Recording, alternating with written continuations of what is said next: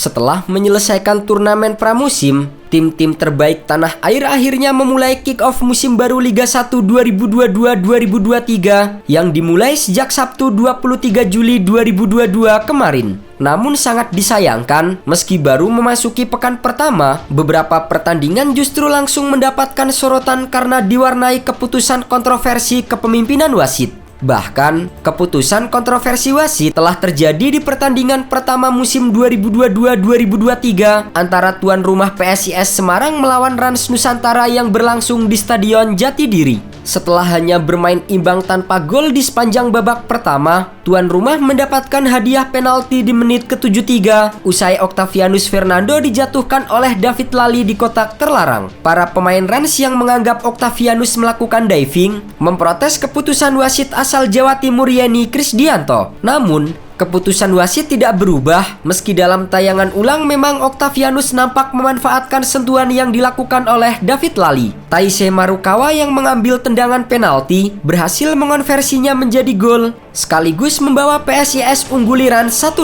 Beruntung bagi Rans, sebelum pertandingan berakhir, mereka mampu mencetak gol penyama kedudukan lewat aksi makan Konate hingga mengakhiri laga dengan hasil imbang 1-1. Usai pertandingan, pelatih Rans Nusantara Rahmat Darmawan turut memberikan tanggapannya mengenai keputusan kontroversi wasit yang telah merugikan timnya di pekan pertama Liga 1. Terkadang memang timbul perasaan yang tidak puas terhadap wasit. Menurut saya, wasit terlalu berani memberikan keputusan dari jarak yang kurang ideal. Juga asisten wasit yang sedang berlari. Berikutnya, kontroversi wasit juga terjadi di pertandingan big match antara Bali United versus Persija Jakarta di Stadion Iwayan Dipta. Saat laga memasuki menit ke-20, pemain Persija yang melancarkan serangan dari sayap kiri mencoba mengirimkan umpan silang ke depan gawang tim tuan rumah. Di saat yang bersamaan, Imade Andika yang mencoba menghalau datangnya bola justru mengenai tangan kanannya. Namun, wasit tidak menganggap hal itu sebagai pelanggaran. Alhasil, para pemain Persija sempat melayangkan protes meski akhirnya tidak membuahkan hasil. Di sisi lain, Bali United akhirnya mampu mencetak satu-satunya gol menjelang akhir babak pertama melalui aksi dari Willian Paseko. Gol semata wayangnya telah memastikan 3 angka pertama bagi Serdadu Tridadu. Seusai laga, pelatih Persija Jakarta Thomas Doll mengaku kecewa karena tidak adanya VAR di Liga 1. Kami sangat tidak beruntung dengan keputusan wasit. Itu jelas penalti. Saya tahu kalian tidak punya VAR, tapi semua orang bisa melihat karena ada 6-7 pemain saya yang langsung protes ke wasit. Mereka itu dekat dengan kejadian dan langsung berlari ke arah wasit.